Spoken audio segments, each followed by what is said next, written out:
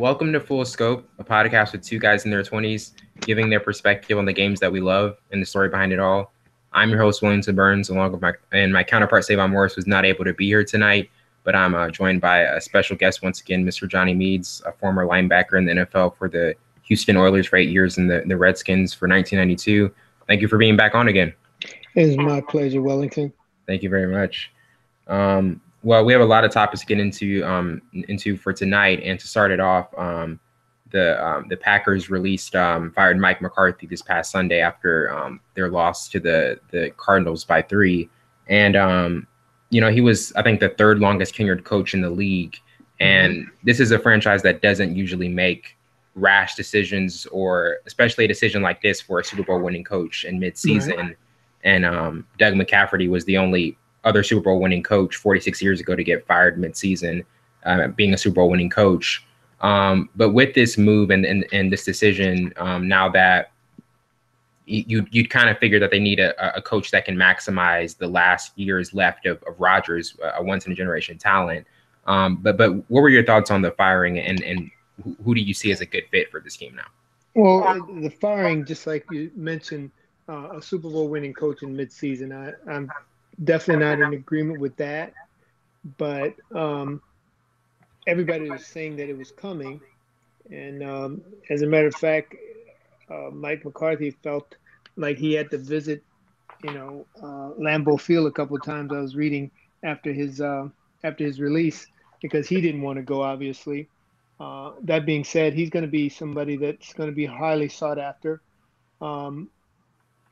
elsewhere, but what would be a good fit for them, I haven't gotten a good idea on that as of yet. What their thoughts and what their plans are going to be, because it's just an unorthodox move. I mean, you just you don't know what their thinking was, except everybody was feeling that it had run its course.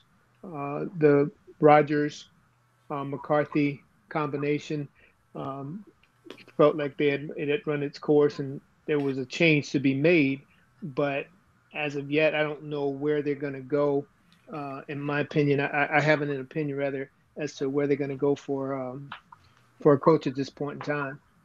Yeah, and the Rams quarterback coach, I was talking to Savon about it last night. Zach Taylor, he's been named as one of the candidates, but Savon, he felt as though Lincoln Riley, the coach who's had great success at Oklahoma, like maybe an offensive guru type, since we've seen McVay and Reed have so much success. But with Rodgers, do you see the biggest issue with him needing an offensive guru to maximize what he can do, or do you think it's one of those things where maybe the Packers just made a pretty quick rash decision, because you were not in favor of it, but for me, I kind of saw the writing on the wall. I kind of felt as though this was going to happen eventually, but obviously the midseason was the most surprise. The timing of the decision was the most surprising. The surprising aspect of it, yes.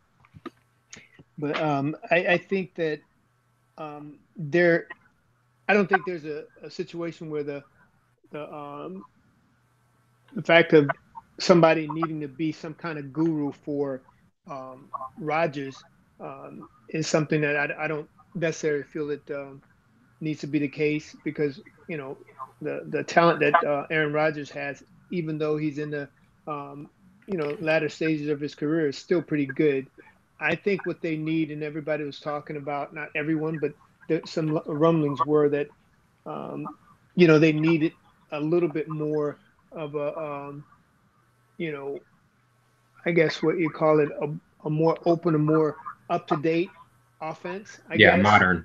Yeah, what the likes of the Rams and all the other teams like Kansas City and all are running. That's what really some people are saying, more than just the fact they need Aaron Rodgers to be some kind of guru coach to get the maximum out of him. That's not necessary, because the man has shown what he's worth, over the years since he's taken over there in Pack-a-Land. So I just think it's the offense, another offensive system. And with that being said, you're talking about a guy, as I said, in the latter part of his career, changing offenses that he's been accustomed to for so long might be a challenge as well. Yeah, I would definitely agree. Um, Transitioning to the Kareem Hunt situation with his releasing from the Chiefs this past Friday after the violent video released by TMZ with him striking and kicking a 19-year-old woman in the Cleveland hotel this past February. They parted ways with him, and obviously this was an essential move for the Chiefs with this video becoming public, and the Chiefs and the league both hadn't seen it before it became public, but TMZ, another entity, was able to get a hold of it and Access it. access it. And the to me, the striking thing of this was, even though this isn't the same exact situation with Ray Rice, TMZ was able to do the same thing. The league didn't get a hold of it before they did, and now it's almost like deja vu, the same revealing happening, and the questioning of the league's accuracy and investigating violent scandals like this. So what were your thoughts on the just the revealing of it, and also how the league handled it? Well, it's one of those cases that um, obviously when everything is brought to light as it was, um, you know, then things are really damning. But the fact that um, Kansas City said that after they had investigated the issue, that Kareem had actually lied to them, Right. was more of the factor in all of it. That they felt like, okay, we gave you an opportunity way back then to come clean as to what had happened, um, and maybe the severity of this may not would not be as bad as it is has been if he would have come clean. That's the first thing. But secondly, doing all of those types of things, the first thing I think as a former player is that when something like that happens, you are, the one that should take responsibility for that and not put. I've always been told, don't, and people end up doing it anyway, and we see it time and time and time again.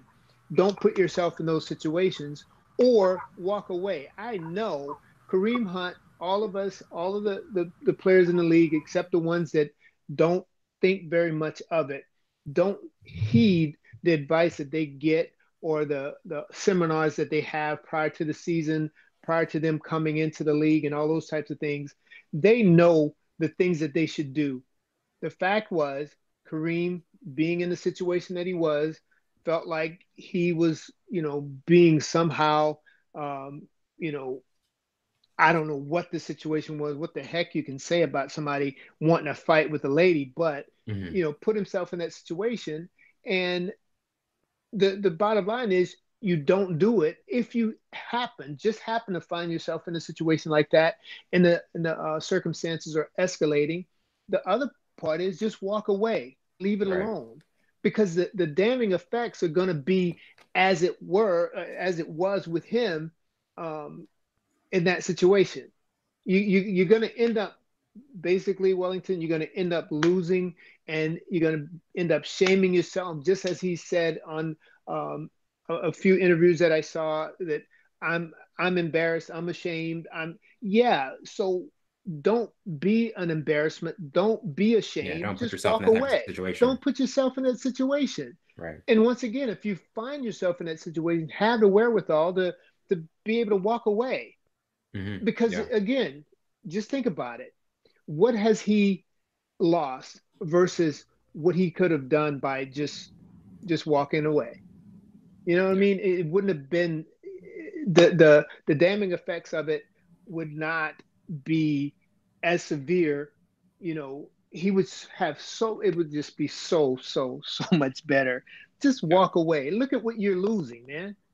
Yeah. And Eh, look at the type of Opportunity. embarrassment and shame and things that you're bringing on yourself. And yes, opportunities that's lost for a young man in his almost I guess a prime of his career, because he's a young player. You're second not going to year. get you're not going to get an opportunity anymore. I don't see it. It's not going to happen. You bring up Ray That's the Rice. thing. Yeah, that's the thing. And this is what I was about to ask you. Mhm. I don't really see him getting another opportunity, or some people would say, okay, in a couple of years I could see him back, but after a situation like this, I really see it hard for him to be reinstated again. Yeah, that's what I think. That's truly what I think. And he's going to, just like Ray Rice tried to do. He tried to find his way back into the league, and there were no takers. Because he's a younger player, he's going to try that, I'm sure, because it's his livelihood. That's what he knows. He's going to try it, and you know, it's going to be hard pressed for him for somebody to take a chance on him with that, that ugly issue, under his belt. It's a horrible situation. Yeah, and I mean, obviously Tyreek Hill was in a scandal. Yeah, Prior to him prior coming to in, this. yeah. So definitely there have been some issues with that team, but like you said, I mean, football, it pales into comparison when it comes to the actual like character issue with this, and obviously like he was, I think, was he the offensive rookie of the year last year, or maybe I think one of the candidates for that. Yeah, I'm sure the Yeah, things that he did. Yeah. yeah, he had an amazing season, but obviously the decision making. But before we move on from this, as a former player, do you see that it, like in your time, was the decision making? Obviously, I'm sure there were issues like that, but how have you seen players who are in, premier players kind of handle themselves with decision makings, and maybe prior to how it was in with your time playing? Well, first of all, a lot of the times when I played, even though it was the onset of, cameras and, you know things being, brought to light Mm-hmm. very vividly, by, uh, the media on NFL players and other sports leagues as well. But the thing about it is, it's a similar situation when you have a player, um, of that caliber, and God forbid, um, you put yourself in that situation. But it wasn't a case where, like, somebody like Warren Moon, he was in similar situations. I mean, a lot of times in the in the Houston area, with, um, putting his hand on his wife and different things like that. That Mm-hmm. was major, major issues, and we handled it a little bit different in that it was not. Um, I don't think it was as. See, I don't know Wellington. I Right. want to say that it was not as blatant, because I Yeah, don't know what that's what I what would was think. going on. No one knew what was going on. Say, for example, in Warren Moon's home, Mm-hmm. or whatever, when a lot of things happen, and it, he goes to court and all of those kinds of things. All that stuff happened before, but it wasn't in. Everything's escalated now, Yes, especially so with much the so. 24-hour news cycle, the social media. Everything is just Yes, at yes. a higher revealed rate. High, yeah, much higher level. And that being said, you see all of this a lot more in the league.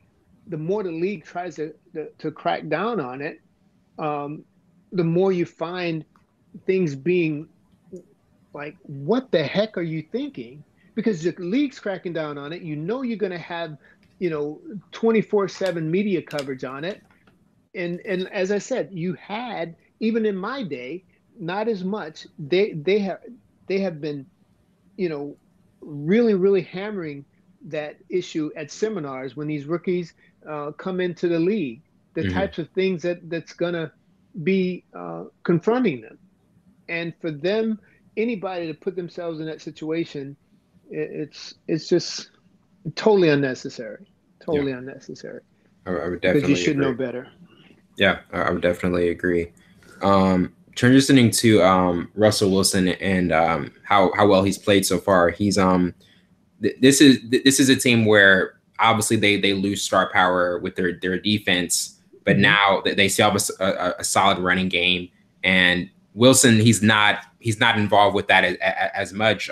He's fourth in touchdown passes with 29, and he has a 8.9 touchdown rate. And in the past 2 weeks, he's thrown 24 touchdowns and 2 interceptions. So he definitely has kept them afloat with how well he's evolved as a passer. And they look like they can really be in firm position for the 5 seed.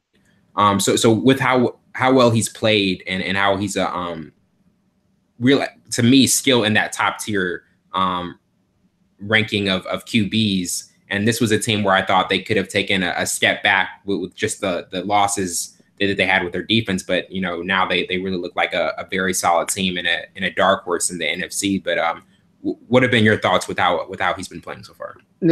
Just phenomenal. Yeah. With the first thing that I think about is that what you mentioned is that with regard to star power, there's no star power except for Russell Wilson. Right. When you look at him, just taking, for example, the game that they played against Carolina, and I'm looking at Carolina and the things that they were doing.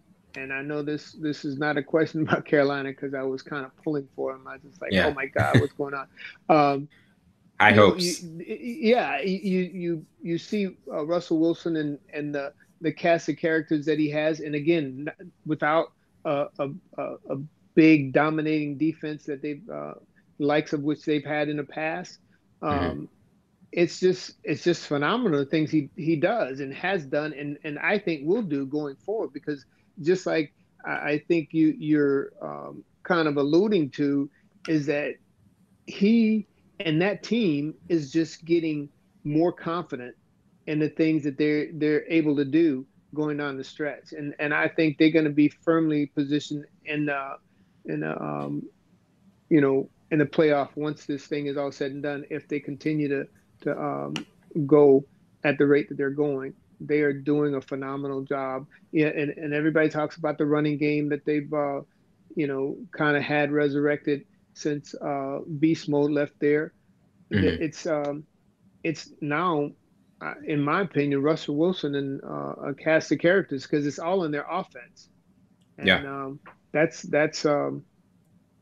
just about the size of it. He's just, kind of taking the team on his back, but not from the standpoint of having to wow you, with his running, as he's done in the past, but just, solid play. I'm gonna find this receiver and, I'm gonna throw the ball to him and I'm gonna move methodically down the field and end up scoring a touchdown. And here I am winning the game. So it's not anything flashy like, the likes of, the Los Angeles Rams or something. Right. It's just playing good, tough, hard-nosed football and, coming out on top. Yeah. And one of the interesting things, because with the Super Bowl that, the infamous one against New England, which they should have won, on the last play, obviously, like we know what happened. Most thought it should have been a run, and they decided to pass. And there was the speculation that this is what Carroll wanted. He wanted Wilson to win that. He wanted to show that this was the guy he had all the trust in, and now he's got it. When you look at how like the Legion of Boom ended, and also the Legion of Boom did have some issues with Wilson in terms of how they felt like he was protected more than some of the other players. Do you, when you look at that clash, do you see that in any way being some of the reasons why the team did kind of break apart with the defense, or do you think it was just a natural just regression in terms of these things kind of fade away? I think that's the natural progression of things. I don't think not in any way, but not in a great way, that it was a case where they wanted this thing to lean towards Russell Wilson and the defense not being the focal point of their team. But I will say this, just as it is with just about any viable team in the NFL, especially one that's going to make the playoffs, you're going to see somebody with a good quarterback and a good offense. Because again, I think I say this every time I'm on your show, Wellington, that you know I love the league, but I hate it because it's so predicated towards the offense, Offense. We saw and that with the Rams and Chiefs. yeah, It was. I'm exactly. sure that was a tough game for you to watch. Yeah, oh my God. And so that being said, they it's a situation where it's gonna be, like we say, it's a quarterback driven league. And since they have a quarterback in Russell Wilson as they do, and he's a good one. I mean, he's a just like you said, he's a top tier quarterback. That's the thing. It's the fact that it's a quarterback driven league and it's predicated on offense. And they're trying to buck that system in a little bit by virtue of the fact that they're trying to be a running team again. But notice when you're talking about you're being a running team, and what happens for them to win the majority of their games. It's a pass by Russell Wilson to what's the little slot back? I can't remember his name. The little kid out of Kansas, University of Kansas. I don't know. He's a little kid that runs the ball, kicks back and all that stuff for them. I'm going blank as well. Yeah, he'll throw him the ball, and that's how they win games. Not the running game certainly is a part of it. Not to be mistaken, but it's a case where it's Russell Wilson and them doing that offensively. Right. So and I think with the NFC, it's kind of clear the Rams and Saints are in the top tier, and the Bears. I mean, their defense will. I think their defense is extremely formidable. It's going to travel well, and it's going to keep them in games. But outside of those teams, is this to you the main dark horse? I know we're about to get to the NFC East, but to you, is this a team that poses the biggest threat to any of those juggernauts? I think so to a small degree, because of, as I said, what they've done in their recent wins, and the fact that anytime a team this time of the season kind of goes on a tear, goes on a roll, it can find themselves, at least, they're not the best team, but at least they're up there. So you can certainly find it where there's a possibility that they can upset somebody. Yeah, absolutely. Transitioning to the NFC East, the Dallas's since Dallas's acquisition of Cooper and their change of offensive line coach, they're on a 4-game winning streak, and they have the fourth best red zone defense, third best scoring defense, and the best probably one of the best linebacking duos in the league. And they were able to hold the Saints to 10 points and get a big win there. And now the Eagles are, I think, 6-6 and are about to play them, and that's going to be a pivotal game. It's going to be a huge game. Yeah, a huge game in terms of deciding who can ride that lead into the postseason. And obviously, I mean, with the Redskins, they've been plagued by injuries. They were off to a promising start. Now McCoy's out and Smith. So would you still give the edge to Dallas? Or do you think Philly can kind of find some offensive rhythm? Well, both of them are, as I just mentioned, when you get on a roll this time of the season, you can find yourself in a very good position going down the stretch as far as the playoffs are concerned. But the fact is, both of these teams are, on that bit of a roll. But I do give the edge to Dallas, in that the acquisition of Amari Cooper did, energize them, put some life into their offense. And let me go back to you saying those linebackers, they are young and they are very good. The fact that what's the guy that always gets hurt? I don't know if he can ever. Sean Lee. Sean Lee. Yeah. Oh my God. Yeah. Just getting injured all the time, and you have those young kids. I'm telling you, well, when you have those young kids like that playing like they are, I'm Yeah. telling you, I was there when I was once young, and running around like that, and there's no stopping a group like that. Their offense is doing well with the acquisition of Mari Cooper.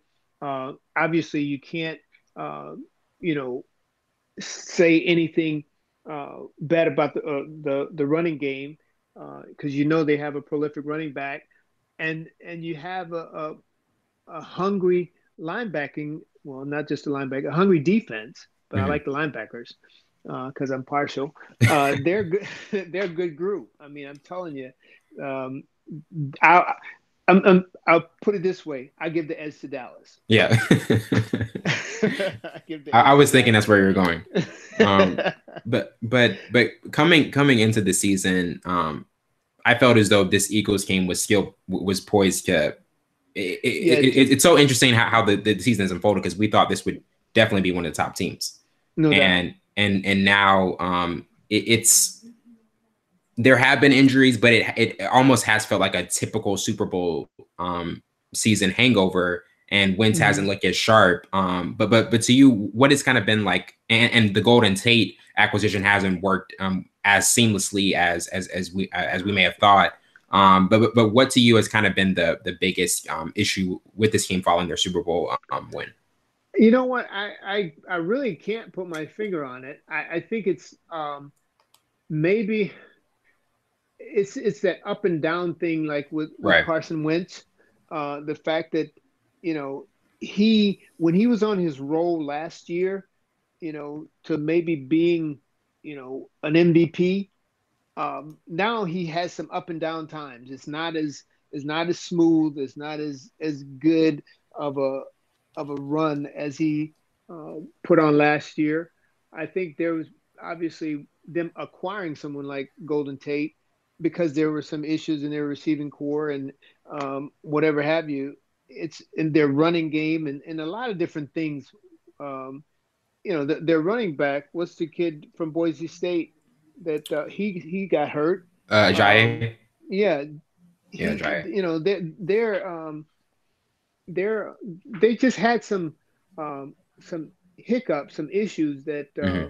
that did not allow them to be, that team that came in from a Super Bowl winning year and just jumped on that horse and started riding it again. It's just some things that um, they had to get ironed out and taken care of and whatnot. So, Yeah. um, I still think they could be because they're on that little bit of a roll now. They're putting some things together. They don't have a bad defense, especially up front. The problem is their back end, and that's where they get some of their issues or have some of their issues. But um, as I said, they can get on a roll. They're a Super Bowl champion team, and um, you know they can be somebody to be reckoned with. But I do think that the Cowboys would be the one to take that. It's going to be interesting Yeah. come Sunday. Yeah, and I know this team isn't in the mix, but with the Giants, Saquon Barkley's been phenomenal, Oh and my I God. think I talked to you about this Hmm. maybe a month ago about with him and the Darnold thing with the Giants, like who should they really have taken? Hmm. And I think it's I think it's pretty clear now, but It's playing itself out. but But yeah, go ahead. no, I just think that I still like Saquon Barkley. Um, being Is he the I rookie of like the him. year Yes, front I runner to think you? my front runner or my pick for rookie of the year. Yes, without question. Yeah, I would definitely agree. And Mayfield he's been pretty good, but obviously he struggled in the last Yeah, game with the Texans. So there's definitely been promise out of this year's rookie class, I would think. yeah, really, really, um, a good group when you look down. Let's talk Wellington about my man from Baltimore, Lamar the Jackson, quarterback. it's looking Yeah, pretty good. didn't I tell you that was going to happen? You did. We talked about You that. say he's This gonna is give him a spark, and they're gonna go with him. there you go. Exactly right. And oh my God, he's playing so well. And not to mention if he when he starts getting some other aspects of reading defenses and staying in the pocket a little bit longer, Hmm. and throwing the ball, and just to I don't want to transition in something that we don't have on subject, but Oh no, this just is great. just when he gets to having this, getting this thing down pat. Oh my Yeah, God, it's just going to be phenomenal, the things that he's going to do. I saw it coming. I yeah, saw it coming, and not to mention that he's gonna possibly take them to the playoffs. yeah. Yes. To me, they really are just like we were talking about the Seahawks as a dark horse in the NFC. I think Hmm. this Ravens team can Yeah, be that a is. dark Yeah, horse in no the doubt. AFC. And they do have a prolific defense. I mean, unlike we talk about defenses and just the linebacking core of Dallas or whatever. Hmm. This is a good defense from front to back.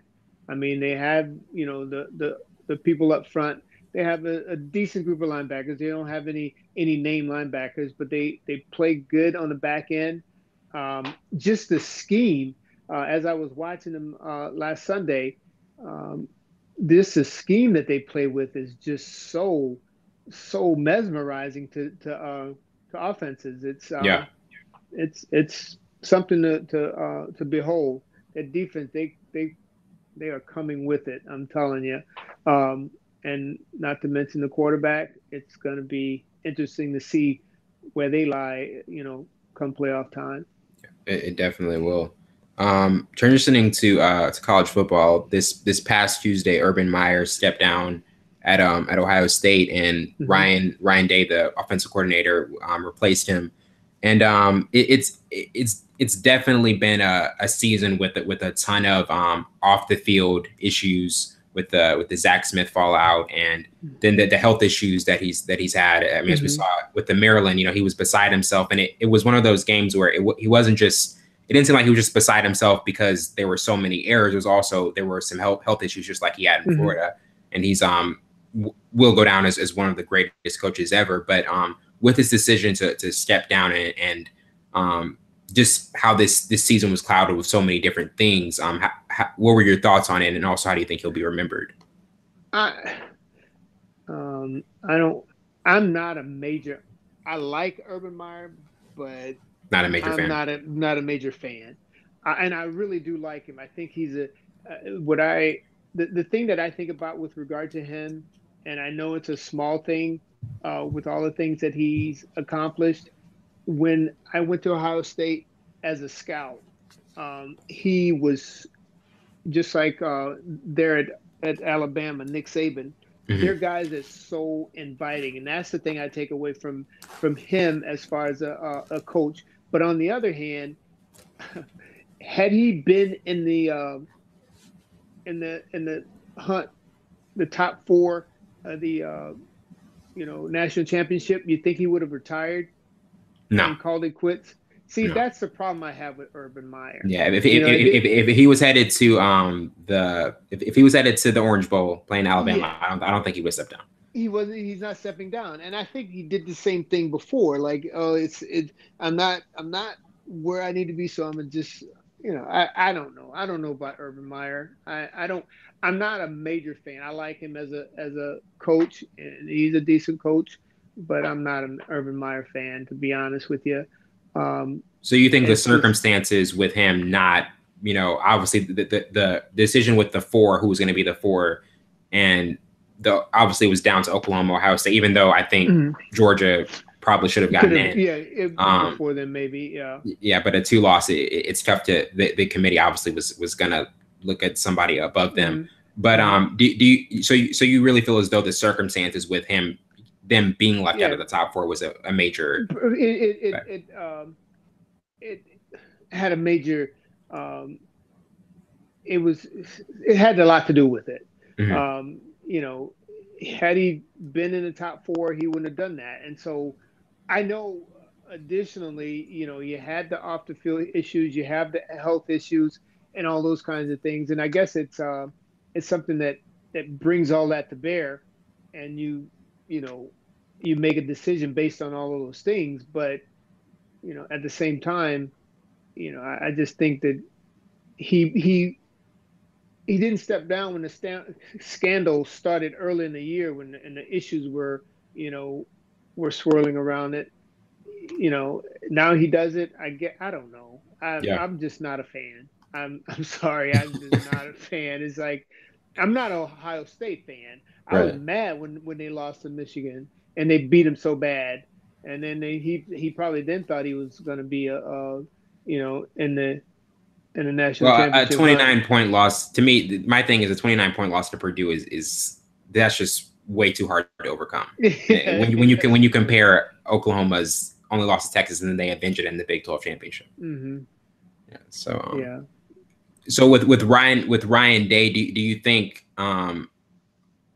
obviously it's gonna, I mean, him making the decision also before the recruiting cycle starts, I think it Hmm. was obviously a pivotal thing as well.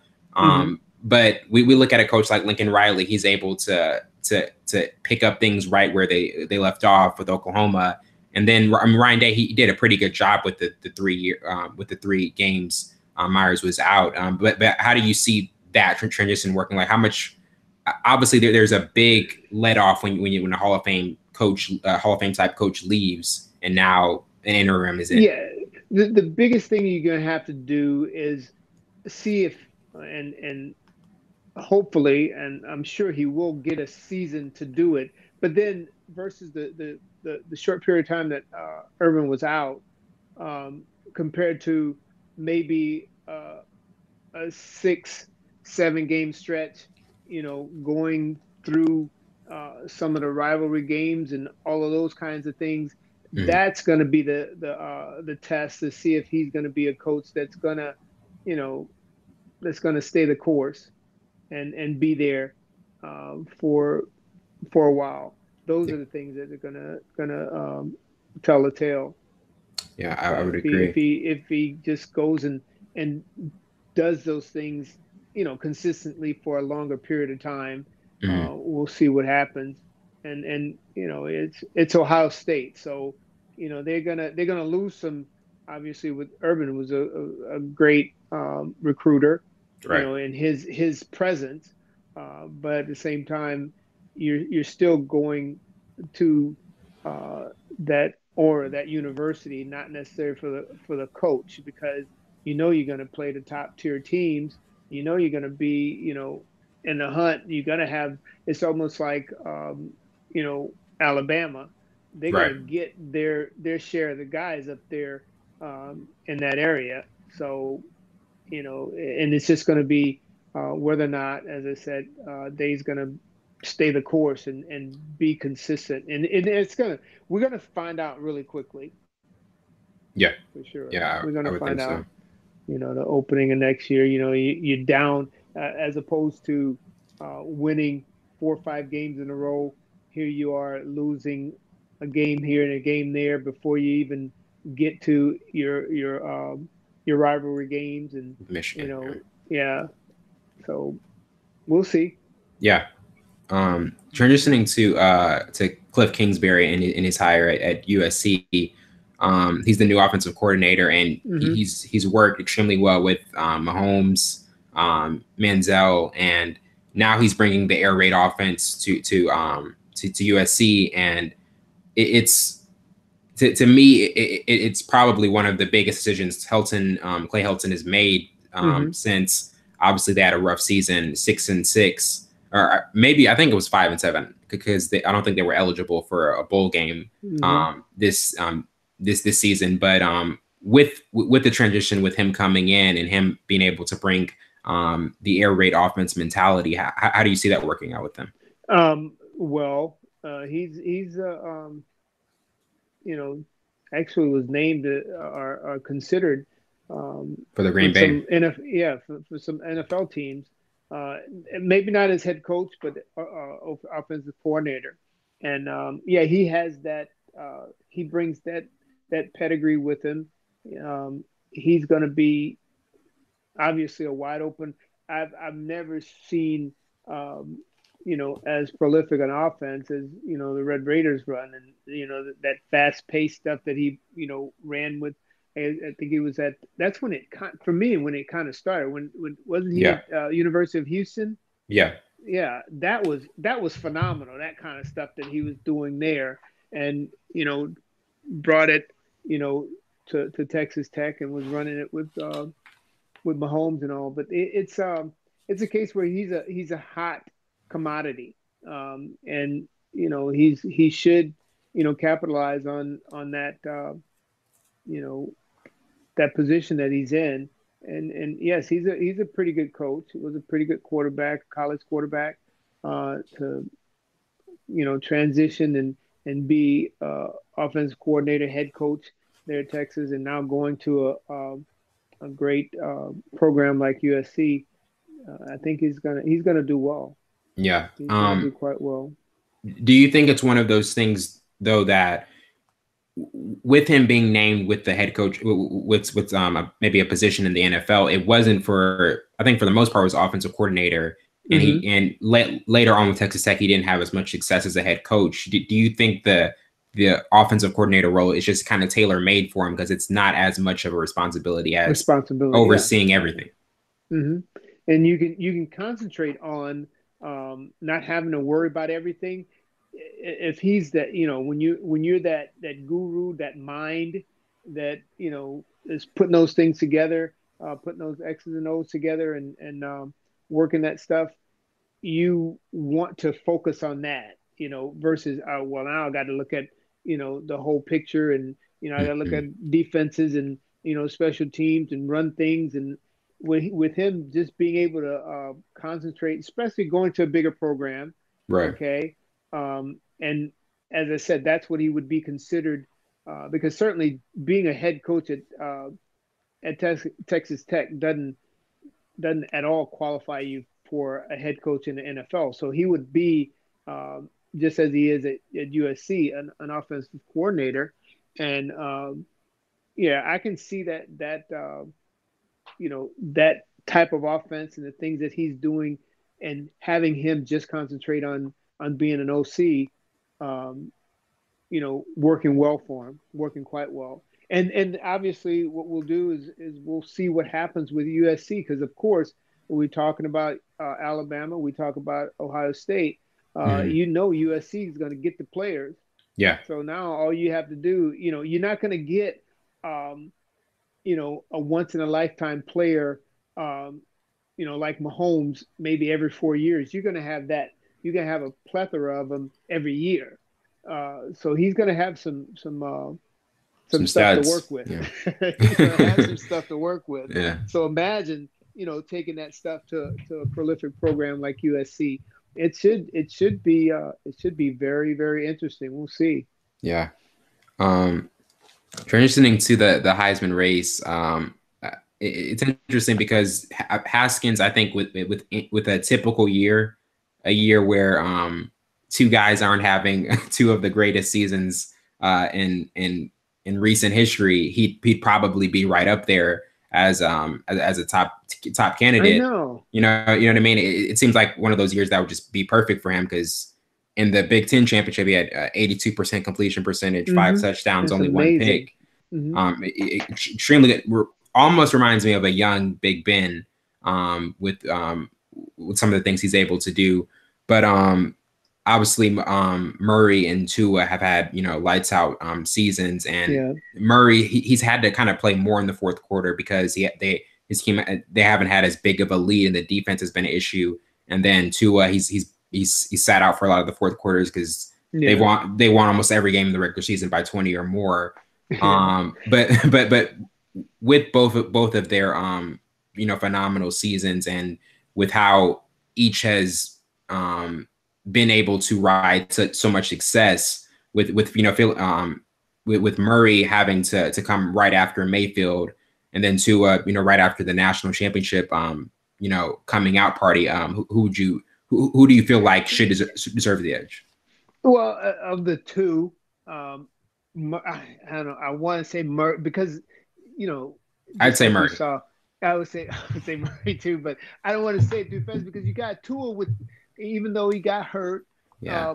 you know the season that he had, and he's at Alabama, and I don't know how many, even though you know they just had a Heisman Trophy winner come out of there, and they've had a few over the years. But gosh, I'd say Murray for Yeah. sure, but Tua, he's going to get a major consideration.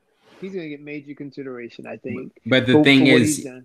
yeah, and the thing is, some would say he had 37, 37 touchdowns for only 4 interceptions, but he also is playing on the best team in the country, and Murray doesn't have that same luxury. So I do think that is something also That they're going to look maybe, at. yeah, maybe may not be as fair because we haven't seen a quarterback from Alabama have this type of season, but I do think it's another thing that may be a decider when it comes down to it. Yeah, I definitely think so. And I liked the things that Murray did in his national championship game. You know what I Right. mean? I Yeah. mean, in his conference Conference championship game championship. versus what Tua Texas. did, right? It's Yeah. like, it's like of course he was hurt before, I know, and because Jalen Hurts is the one that got all the accolades for his national. Right. I keep saying national championship for his conference championship game versus what Murray did. So And, I think that's another reason why it could be, slighted for me towards Murray. yeah, and I think that the thing is with Tua, some of the issues we saw is that he did force it a little too much. He did try to make too much happen when he was healthy early in the SC championship. I know there's not a lot of flaws with Tua, but do you see that as maybe one of the biggest ones? Him always trying to make the home run play even on those early first and second downs. Yeah, but not as much. Right. I don't see it as much as that as you do. Well, but I think his major flaw is, I mean, I know he's not an NFL quarterback now, but me, former scout, I'm looking at it from that perspective. Right. As it stands now, him just being able to read defenses a little bit better, a little bit quicker, and staying in the pocket. That to me is. I mean, of course he's young. He's just a young kid, and hopefully that'll come. But that's what I see as his major, not a major deficiency, but his deficiency more than anything. He just because they're so talented.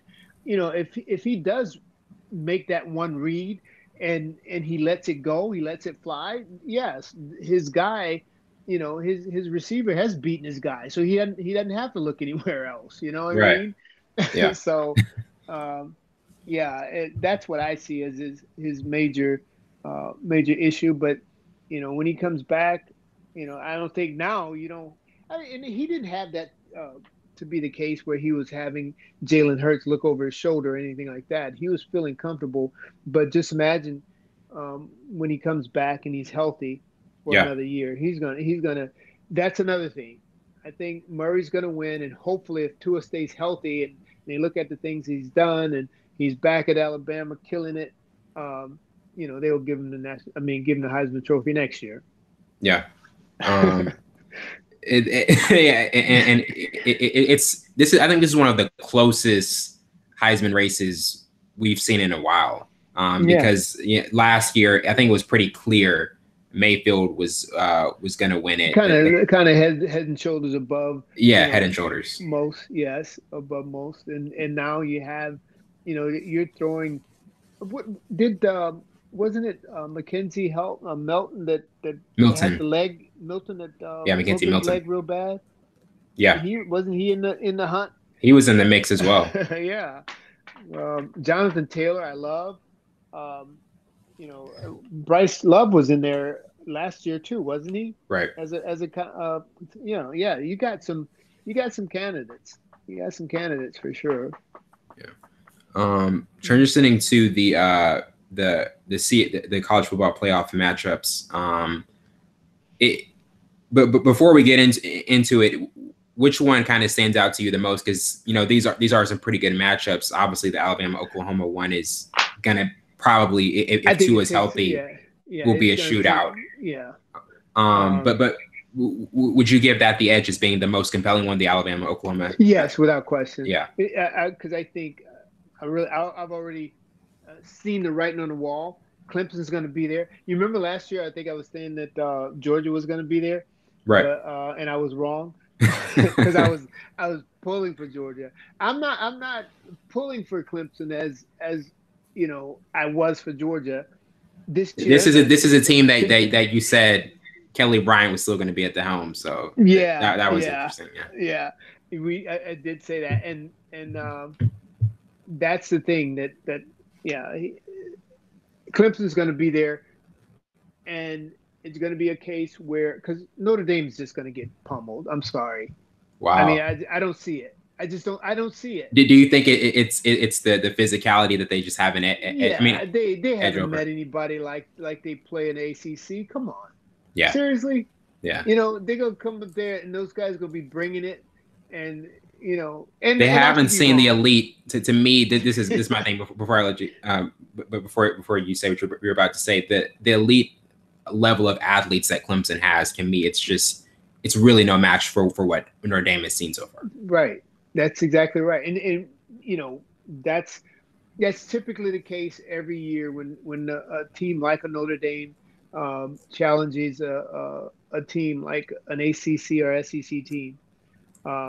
So yeah, that's why going back to your point that the Oklahoma Alabama game is going to be the most compelling.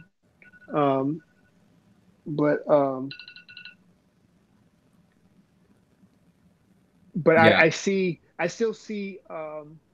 Obviously, I hate to say because I'm not a major Alabama fan. I love Nick, as I always say, he coached me when I was back in the day, and I'm just not a major Alabama fan like most. But That being said, I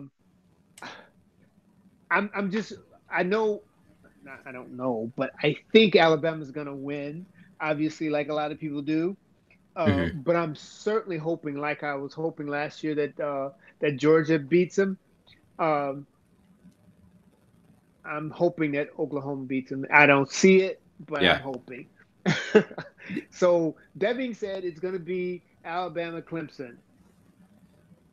And and with the Oklahoma matchup, it's interesting because last year we know they're going to get off to a fast start.